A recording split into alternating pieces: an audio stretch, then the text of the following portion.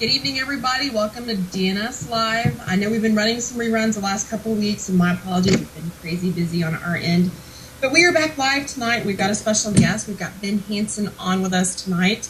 So we're going to kind of fire away at him a couple of questions and see if we can kind of knock him loose here. Ben, how are you doing? Good. How are you guys? Good. How's the weather there where you are? Oh, it was beautiful today. Man, I'm in Huntington Beach, California, and it was hovering right around 72, 73, just how I like it. Yeah, now I see why you try to go out and go surfing. How is it where you guys are? You know, we've been it's Texas, first off, so you could wake up one day and it's summer, and the next day it could be winter. So here we've been having 40 and 50 degrees at night and 70 to 75 during the day. So it's been pretty nice for October. Well, very good. Yeah, that's always good. Super Bowl day, you know, where we had all the winter come in. That could come in at any time. Well, you know, I did all my background research on you and hit a couple of websites and got some information. And, you know, there's a lot of stuff about you I don't think people know or bother to read. So one of the things I had on here, you know, I did my homework. I'm a paralegal by trade, so, you know, I do my research. And I want to kind of read this to everybody that I found out about you today, because we know that you're the host of Fact or Faked. I got my shirt on for you tonight, but you can't see it. But we know that's what you do, but not everybody else realizes some of the other stuff. And it got me thinking today, you know, I've got some good questions to ask you based off of this. So one of the things is you're a licensed airplane pilot, an amateur radio operator, a licensed falconer, a certified scuba diver, a hang glider, search and rescue dog handler, an Eagle Scout, which I thought was kind of cool.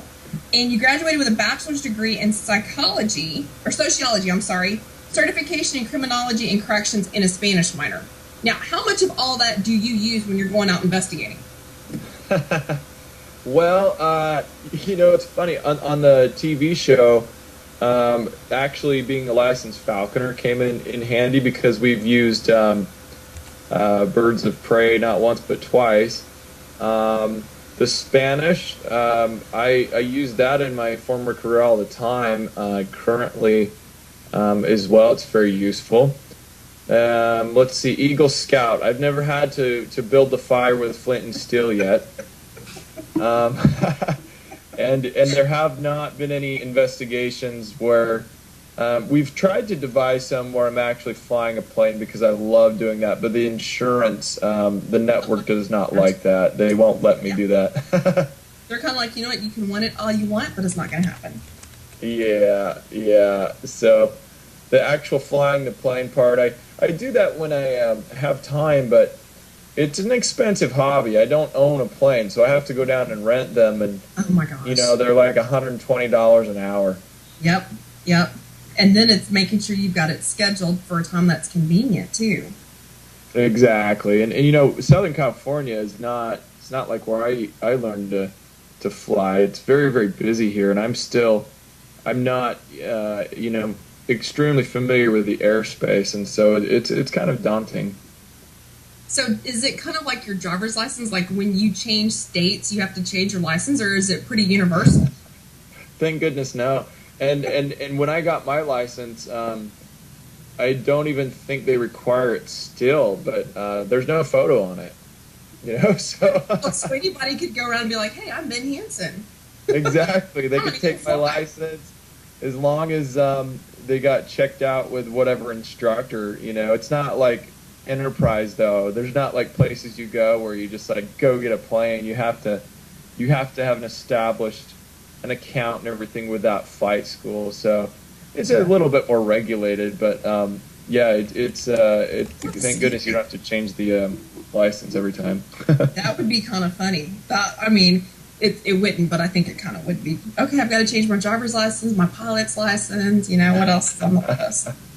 So you haven't used, my thought was, being an Eagle Scout, that some of that exploring and learning and training would have come into play, not just, you were a former FBI agent as well, but, some of that to me would come into play just investigating, I would think. Yeah, you would be really surprised how many people, well, I'm surprised, don't know how to read a map at all. So, I remember when what's that? How hard is it? It's not that difficult, but the generation now grows up with GPS, and I can't imagine, when you would pull a map out and give them a compass and tell them to even just find a street direction from the front of the phone book. They don't know how to do it. It's kind of sad. What's funny? Deegan, my boyfriend, he's the D part of DNS. I think it's kind of funny. He's been a football player, and he's a big guy. He's 6'3", 200-something pounds, and we get out to go someplace. And I'm like, okay, well, we're gonna head north on this street, and we're gonna go here. And he's like, huh? Which way's north? And I'm like, okay, you're a guy, first off. You should know north from south. And I give him just a fit about it. But, you're right. How many people, in today's society, we do have the GPS. How many people really can walk outside and know where their directions are when they walk out? It's embarrassing. I remember in junior high, too, I took a geography class. And the teacher got up and said, okay, this is not to embarrass you, but how many of you can find the state where you live and then find Washington, D.C., and easy questions just about our country, not like, states. Nothing difficult. Oh, it's embarrassing. Americans are just so clueless, not about just their country, but the world. And I always feel embarrassed when I haven't heard about a certain country and I'm not up on world affairs. But you go do a survey on the street of the common person, and it's the things that don't come up every day, and they're able to fake their way through it. But when you pin them down and ask them a question like that, oh boy, they can't answer. It's kind of like that common sense factor just kind of disappears. I don't know. It kind of reminds me of, what is it, the Miss America pageant, where they ask the girls a question and they just kind of fake their way through it, and you're sitting there scratching your head like, did she really just say that? I love those. I don't get it. I don't get it. But, I guess my dad raised a smart girl here, because I can get outside. I know where my directions are. I won't get lost unless you dump me in the woods without a compass. Even then, I'll have to find my way. So tell us a little bit about, Fact or Fake. You got started to kind of do some debunking. From what I read, it was bringing new crossover type technology in. So what type of new equipment do you think that you've kind of brought out today, or brought out on the show, that is something that is kind of unique to the field, and is something that, maybe an investigator that's been around doing it for a while might try to take a look at? I mean, I know at one point we had like the thermal imaging cameras and that type of thing. Is there anything else that's kind of cool that you like to use? Yeah, I mean, it's more so using technology that we already have, and what I call it crossover technology. What I like was people who were using them in novel ways. So, try to think of an example here. It's very experimental, but on one episode I had a radar gun, and it's a little miniature, the world's smallest radar gun. And I was in the cemetery investigating this light, that came zooming by. Mm-hmm. And as we were doing an experiment, I was using it to measure an ATV that Austin was riding. But when he passed, even when he wasn't there, I was getting readouts on the radar gun. Oh, wow. Yeah, and so I was like, I wonder if this was something residual and something was like zooming by, this position. Like, radar works off of bouncing off a solid object, but who knows exactly what electromagnetic waves would do, or how it could change this. And So I don't know. I started experimenting with that. I like how people are using these trigger object detectors. Yep. There's a great guy with a Vortex. I think he calls it Vortex technology, but he creates these haunted object detectors. He calls them, and you can put things like in a metal plate, and if the spirit approaches, the idea is that it's a proximity sensor that's going to go off even before they pick the object up. So there's little things like that. And I think the more that people bring these out and we try and use them and see what works, it's great. And we tried to introduce something new once per show. And sometimes we failed at doing that. But it's very important because the whole industry is very experimental. Yeah, it absolutely is. Do you find yourself, with us, we find ourselves kind of leaning back on some old school techniques is what we like to call it. I mean, we do have a lot of technology on our team. We're a focus team for Paranologies, which is Jeremy Jones's company here based out of Texas. And so we have a lot of his equipment we go out and play with. But, we still like to go out and just use your basic five senses when we go out to try to pick up on some stuff. So I think, different teams approach it different ways. Do you see yourself at any point really using an old school method sometimes over technology? Yeah, I think we get bogged down. I mean, I have so many meters and, cameras and everything strung around my neck, and I'm really often worried that I'm just going to leave something at a location because I do it. You're so worried about, okay, let's try this. No, let's try that. And instead of all over the place. Yeah, exactly. Instead of just sitting there and trying to listen and to feel, we get bogged down in technology. And then the other thing is that I think people jump to the experimental stuff way too quickly.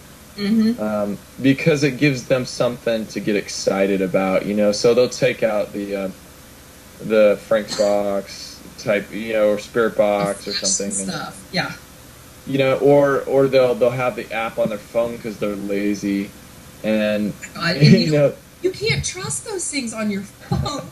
No, you gotta. The Ghost Radar, I try to tell people, I'm like, look, it does not have an EMF meter in there. It's working off of, I think, some capacitors to try and sense a proximity change, but it's a gimmick, and the same thing with some of the FM sweepers and stuff. I'm not saying there's nothing to this. I'm just saying if you were to do this statistically, and I hated stats in college, it was not my favorite class. I don't think it's really anybody's. If you break it apart and you're going to do this scientifically, you not only have to write down the times that the messages seem to make sense, you have to write down every time that it was just gibberish. Right. And then compare them to see if there's a statistical relationship. And so far, it seems to be something like 95% or more of the time it makes no sense at all. And all of a sudden it'll say something like, oh, it must mean this. And people start narrating for it and telling you the story of what happened. So I really don't like that. And I don't like that to be the first thing that comes out of somebody's tool bag, is to start with those. I like to do EVPs. I have a lot of success with really saying nothing and just letting the recorder go, or stuff like that instead of the experimental. Well, and it seems like, to me, when we go out, we get more when we try not to do so much. I mean, we pretty much will take a look at the location we're going to and plan accordingly what we're going to bring and what we're going to do. But, for the most part, we get out of the car and we walk around, we've got our recorders on and we've got the cameras going, and, that's pretty much it. Now, if we have something else happen and we want to, measure the temperature or, see what we can find, then we'll go back and pull something out of the bag. But, people laugh at us because we we come walking up and we leave the equipment in the car at first. It's like, I want to get a sense for the place and get a feel for the place, because sometimes you get that interaction just stepping onto the property or just stepping into the location that your equipment may not pick up. The equipment is just that. It's equipment. It's man-made. Some of it's, made to measure certain things, and it's pretty good at it. But for the most part, I think walking in with us being human and having that human factor, I think you get more sensitivity out of a location than you would off of a meter or something else that's going to tell you what it's picking up on. I do too. As humans, we are also spiritual beings, and if what we're finding are spirits, if you can, without, getting too far out into there, I don't think people need to, be doing chants or right. stuff like that. No. But just sitting there and absorbing and trying to feel what's around you, and being very objective and not trying to insert yourself into the situation. Yep. I do know of people who have psychic abilities. I'm open to people having gifts like that. But I also have seen a lot of people try too hard to kind of narrate. And you go into a location, and we do the public events all the time, and there's always one person, right? And you're in there, and you ask them, does anyone feel anything? And they start telling you, oh, their name is Susan, and they don't like you, and they, we're a prisoner here, and this happened and that.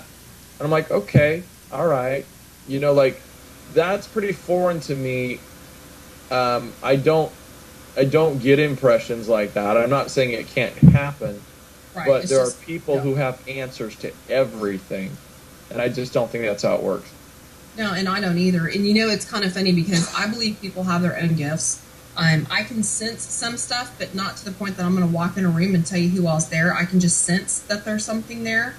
But I think it's funny when you go out, if you're on a public investigation or, something where there's a lot of people and you've got 5 or 6 people, just different names and different things going on, and they're kind of looking at each other, and you're just kind of like, okay, what do we really want to follow here? And then you'll have some people that'll say, okay, well, you just contaminated my investigation.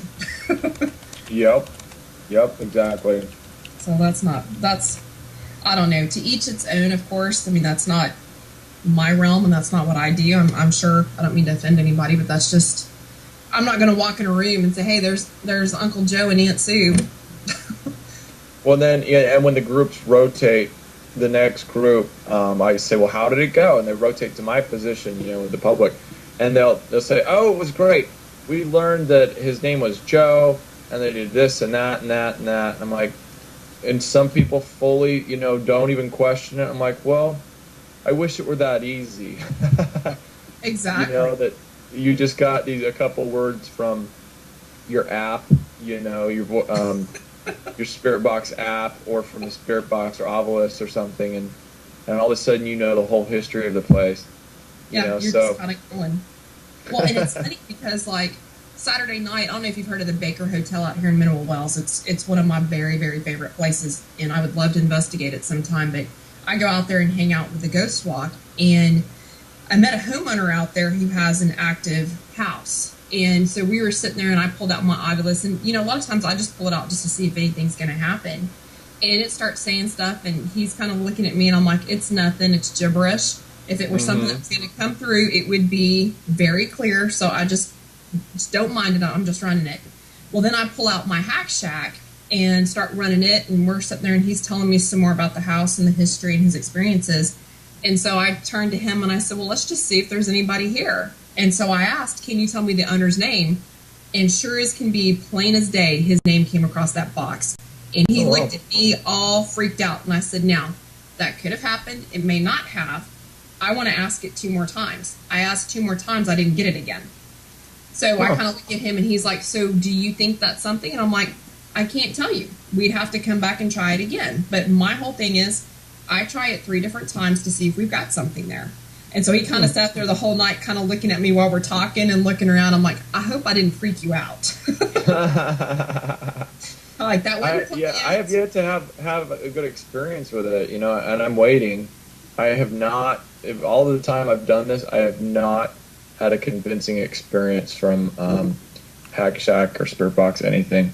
Well, and see, when it happens to me, I kind of get excited, and then I'm like, okay, Sherry, ask it again. Don't get excited. I've seen it a couple of times, so I try not to get too excited about it. But Yeah, it was very interesting. So I want to ask you something kind of controversial here, because this is kind of one of my soapboxes I get on. Okay. What's one of your thoughts on orbs? Well, I always tell people, first of all, they have to kind of narrow down and define what phenomenon they're talking about, because orbs are used as a label for not just ghost investigating, but also ufology talks about them a lot, and they're talking usually about bigger things in the sky. They have different names, and then it's also in cryptozoology, and it's accompanying sometimes animal mutilations and a bunch of stuff. So when people say orb, well, usually they're asking me, what about the things that show up in my photograph? What do you think of those? And the answer is that I'm not an orb hater. The answer is most of those, yes, are going to be dust and moisture. However, I have visually seen an orb, if you want to call it that, and it was bright blue, 2 inches long, looked like a comet, and our meters were going crazy in this very small room, and it hovered right in front of 4 of us and then zipped through a wall. So if I were to have captured that on camera, I would say, okay, look, you captured an orb on camera. That was a visual orb. So that's a first sign that something you have is significant. But I don't think you always have to see them. I think there probably are situations where you're really active location, you might have some of them show up on camera. The problem is that they look so similar to the dust and the moisture. And I tell people, always check your photos before you leave. Don't go home and go through all of them and then come back and tell me, oh, look what I found just now, because the conditions will never be the same. Yep. And you need to try and replicate it while you're there. Well, and I think that's just good, a good practice to do. I always go through, when we get on site, I take my first run of photographs of everything when we get there, and I try to do it during the daytime, so that when I'm taking pictures later on that night, I've got something to compare back to. Hey, was that, reflecting off of something, or, did something move? Try to compare back to it. But, I'm one of those, my belief with the orbs is that there is a lot of dust in a lot of these pictures and a lot of moisture, and it's hard to really explain that to somebody and make them believe it, because they may have had an experience when that picture was taken. And so I always ask people, did you take a picture before and after that one? Can I see that? Let's look at what's around the room. Let's really take a look at this. And when you get to the point that you can't explain it, or it showed up in another picture, then that's when you can start looking at it to tell. But, my belief is orbs usually have their own light about them, and they don't have the spider web effect to them. And that's kind of what I look at when I look at them. Huh. Yeah, that makes sense. People try to say there's faces in orbs, and I just kind of, really? Explain that to me.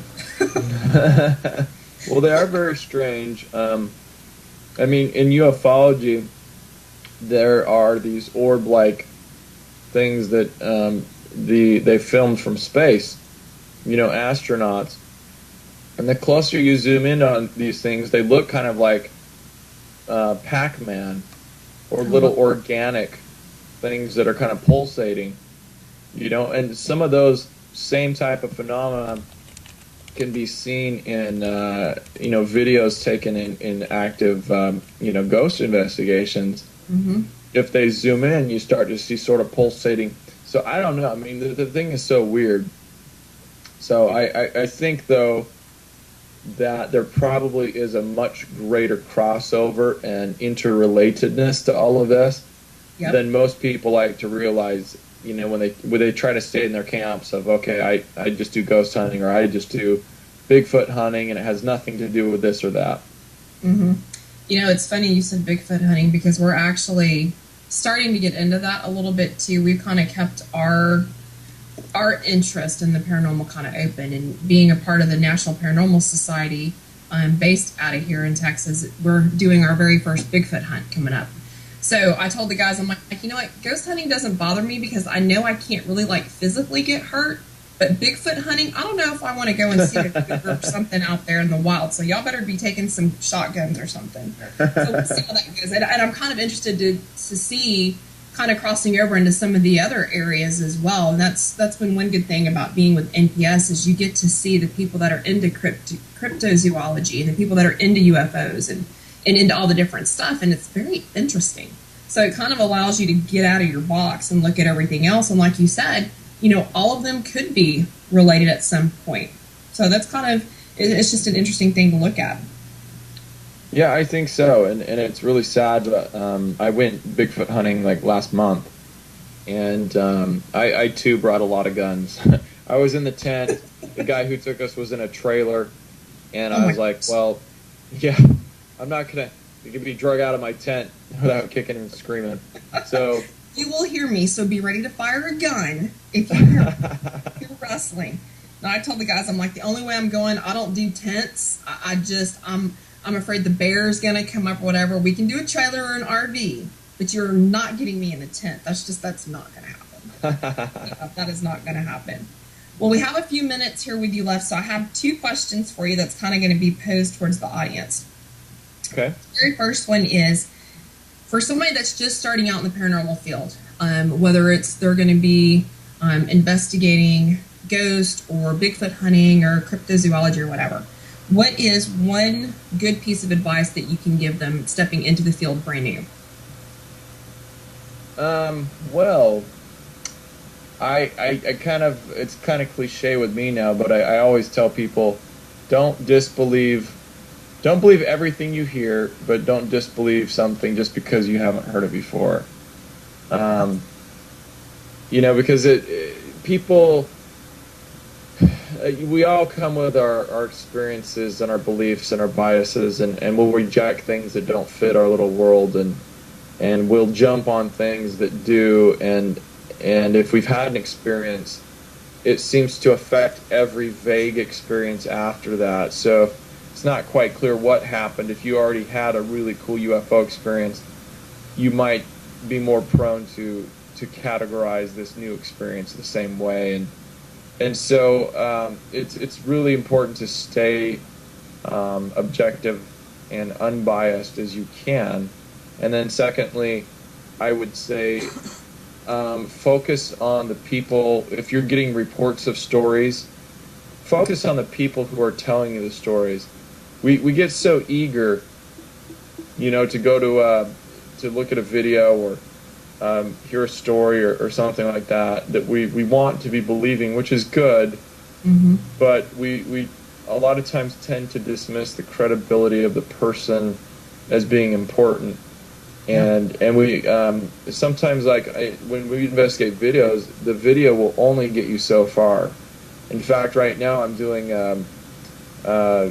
some commentary for the Huffington Post. They're doing a story on a video they wanted me to look at, and the video is only getting to get you so far, and it's so easy to hide behind that when you're posting things on YouTube, because they're not dealing with the actual person face to face. Right. And that's where half of the story is. So even if they're not lying, your witnesses will perceive things differently. Everyone has a different kind of background they bring to it, so their reality might be different than what you would experience seeing the same thing. That's true. So don't discount the importance of the human factor in investigating. Well, that's awesome. And you know what? That's something to really, you take that into any investigation, really. When you're meeting with, it may be a private client or even on a public investigation, that's definitely something to take into consideration, is the human factor of that. That's awesome. All right, and then my last question, we always talk about a bucket list of places we want to go and investigate. And you've been to a couple of my bucket list places, so I'm a little jealous. So I wanted to find out, what is maybe 1 or 2 places that are on your bucket list that you haven't hit yet? Well, I've heard a lot of good stuff coming out of this catfish plantation. Oh, you need to come down to Catfish. I haven't been down there either. Mike Roberts, I did not realize you were a client of my friend Mike's, so that's pretty embarrassing on my part. But Mike's been down there a lot, and I really want to go down there to catfish. Yeah, I hear a lot of good things about that. There's a couple of battleships that I'd like to investigate. We're doing one this next, when is it, February, I want to say? The USS Hornet. Nice. You know, because I had an amazing activity in the USS North Carolina. So...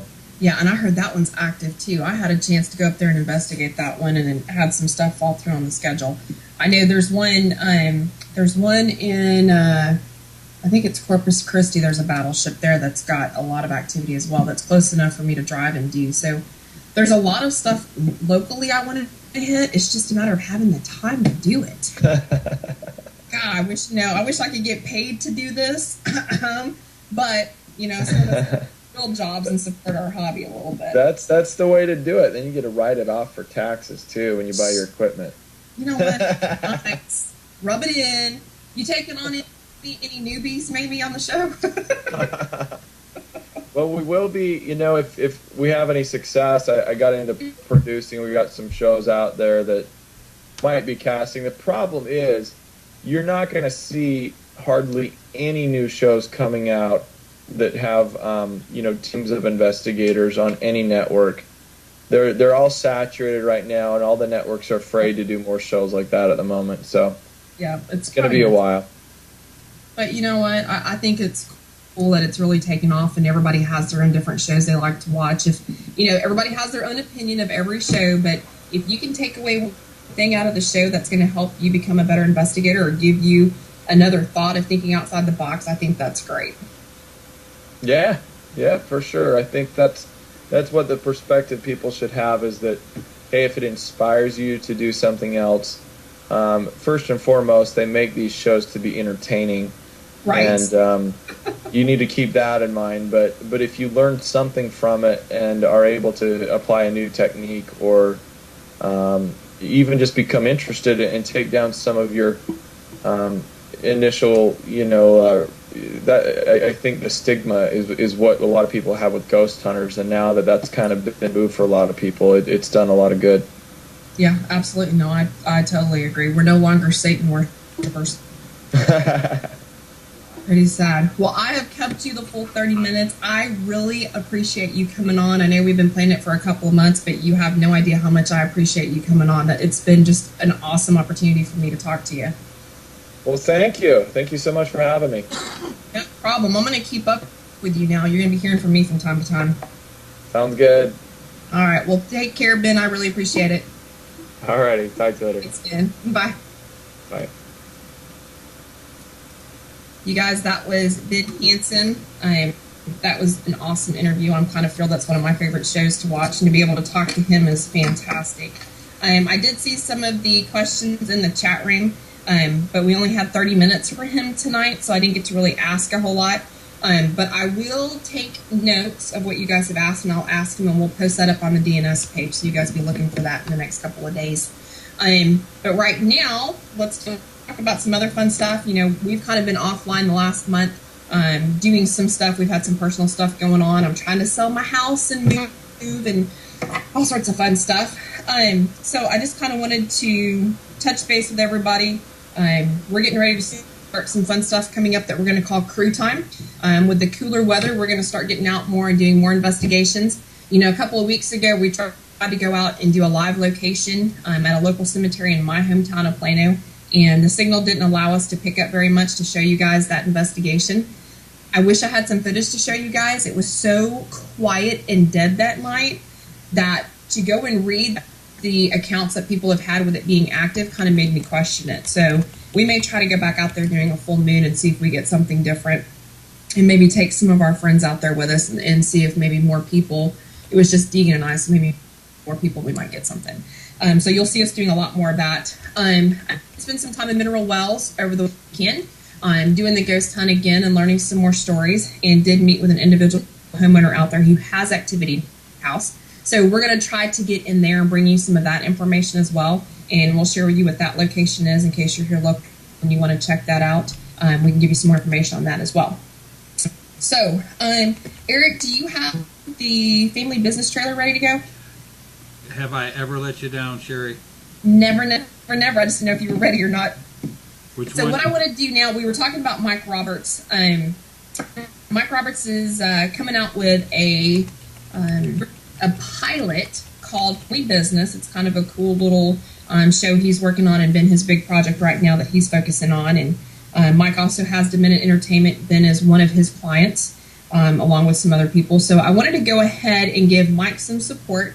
I want you guys to see this video that Mike put together about family business. It kind of talks about the pilot itself. And then if you guys can help pledge, DNS did their part today, if you guys can help pledge. Lost your sound, Sherry.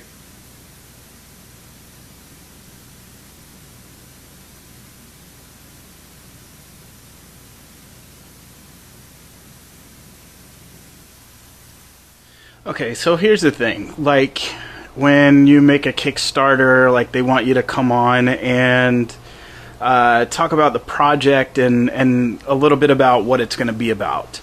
And with this project, I thought it would be a little bit on the special side, just for the fact that it's kind of like the movie Argo, where we're actually pretending to film one thing and it's for a completely different cause. Kind of like, you know, where, we're going to shoot this big television show, and any of the money that we raise for it is actually being used to stop Michael Bay from making the next Teenage Mutant Ninja Turtle film. No, that's not right.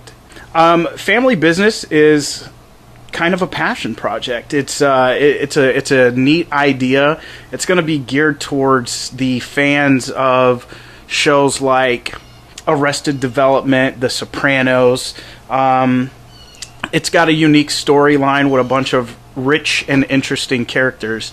The best thing about it is, if we can take it long term, past this pilot, it's definitely going to create a lot of new jobs for people. There's an abundance of roles to be had in future episodes. We don't really want to give away too much of the plot line. The pilot plot line has such a dramatic twist to it, and a couple of hidden options that we just don't want to reveal too soon.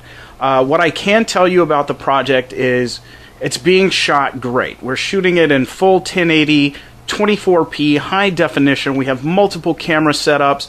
We've got some amazing locations. We've got some great actors, and we've been auditioning a lot of great potential new talent. Probably one of the best things for me about this project is the fact that it can go so many ways. The story with this is that there's a guy who moved away from home.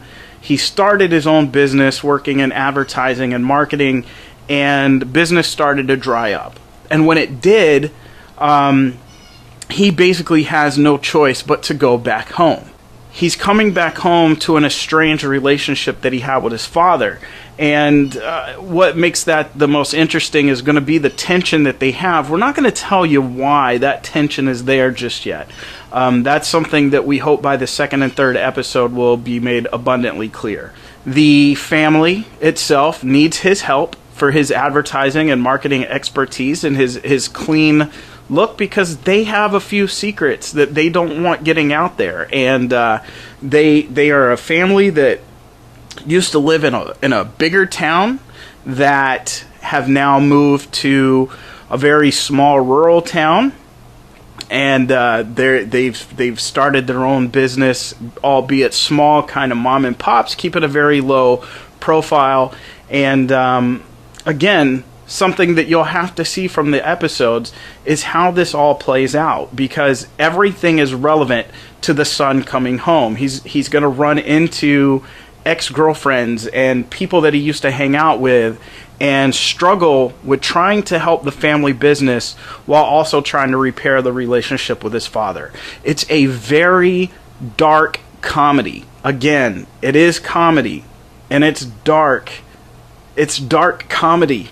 It's literally taking some of the best elements that you've seen in your favorite shows, my favorite shows, and putting them all into one. And it's going to be portrayed by an excellent cast of characters. We're asking that anybody viewing this video or watching the promo clip that we shot earlier today, which was just fun and kind of last minute on the spot, on the fly, that you guys take the time. We can do a minimum pledge of $1. Just $1 will help go a long way. It might not sound like it, but when you're doing crowdfunding on Kickstarter, if 500 people are putting in $1, it all starts to add up. If you can do more, great, do more. We have some fantastic perks that range from getting credits on IMDb, signed cast photos, all the way up to your own walk-on role onto the show. You can walk onto the show, hotel and transportation not included, but you can walk right onto the show and walk into a speaking role. That's going to give you IMDb credits on that, as well as the episode credits. And it absolutely, it's already on IMDb, so you'll just be getting added. The distribution properties of this, the show is being distributed by a company called ViaWay. ViaWay is for smart devices, tablets, iPhones, iPads, Android, and it's coming pre-installed on all of the new televisions in 2014, kind of like Netflix and Hulu. And this show is going to be one of the first original programming shows that's available through ViaWay. And it's basically built right in. You don't have to download anything. You can just go there. You can select family business and watch the show. And with your help, hopefully we'll reach our goal, and we'll continue to make this show.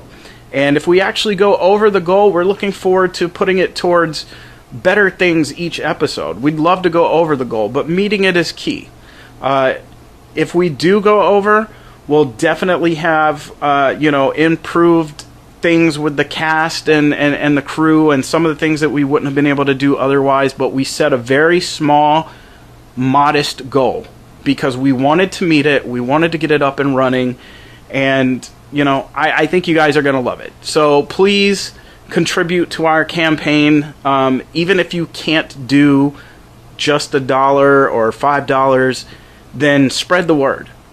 Post it on your Facebook pages, post it on Twitter. You never know which one of your friends might do something, and every little bit helps. And word of mouth goes a long way.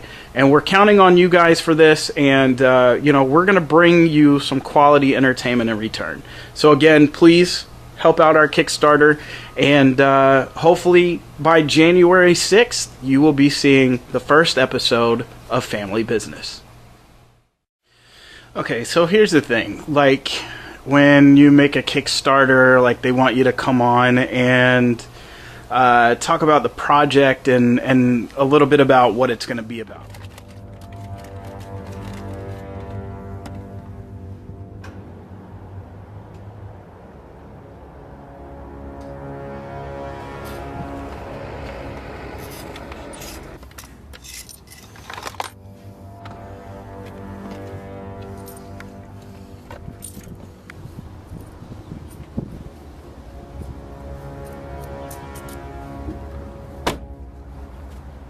I was gonna hit the like button, I swear. And then my computer, it froze up, and then I was gonna share it after I liked it, and I was gonna donate, but my check was late, and my dog needed neutered, and I just didn't have the money. I swear I was gonna do it. I'm sorry. I'm really sorry. So how much do you fine? $1.37. Well, that's the dollar minimum, right? So are you guys gonna let me go now? Who's gonna untie me? Hey guys.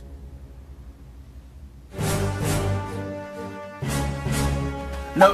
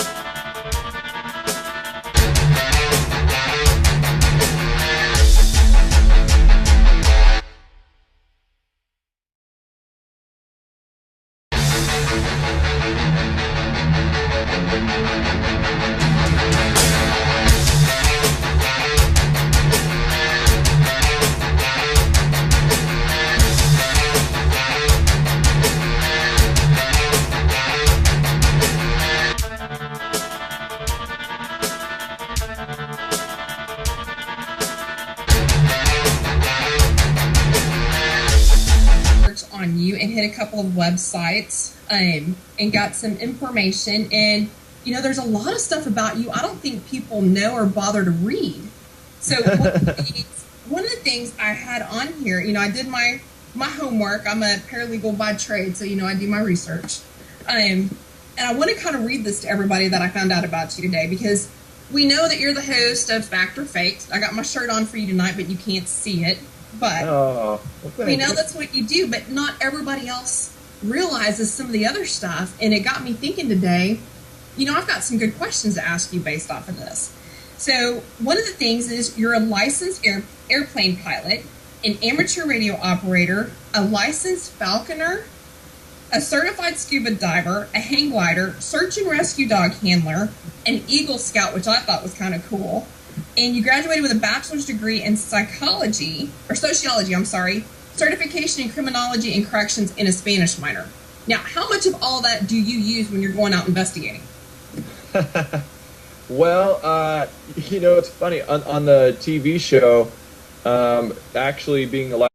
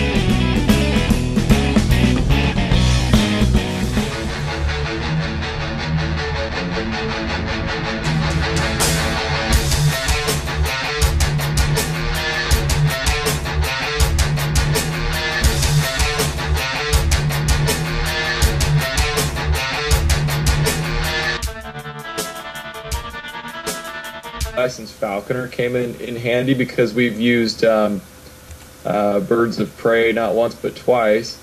The Spanish, I use that in my former career all the time. Currently as well, it's very useful. Let's see, Eagle Scout. I've never had to build the fire with flint and steel yet. And there have not been any investigations where we've tried to devise some where I'm actually flying a plane because I love doing that, but the insurance, the network does not like that. They won't let me do that. They're kind of like, you can want it all you want, but it's not going to happen. Yeah. So the actual flying the plane part, I do that when I have time, but it's an expensive hobby. I don't own a plane, so I have to go down and rent them, and oh my gosh, they're like $120 an hour. Yep. And then it's making sure you've got it scheduled for a time that's convenient too.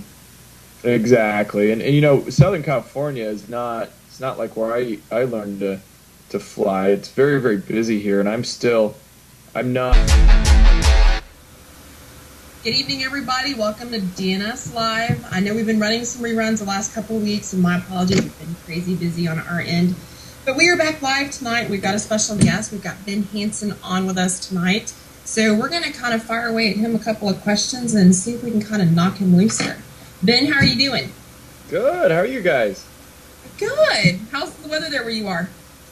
Oh, it was beautiful today.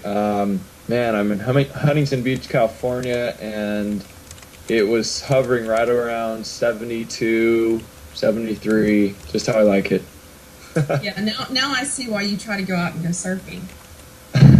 How is it where you guys are?